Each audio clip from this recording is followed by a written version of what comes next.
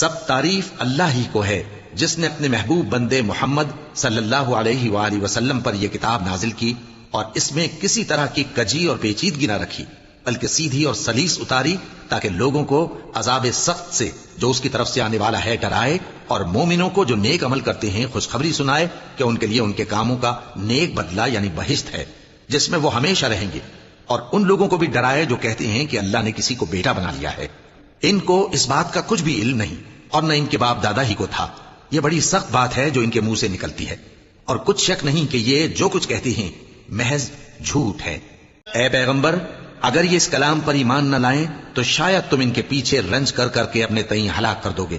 جو چیز زمین پر ہے ہم نے اس کو زمین کے لیے زینت بنایا ہے تاکہ لوگوں کی آزمائش کریں کہ ان میں کون اچھے عمل کرنے والا ہے، اور جو چیز زمین پر ہے ہم اس کو نابود کر کے بنجر میدان کر دیں گے۔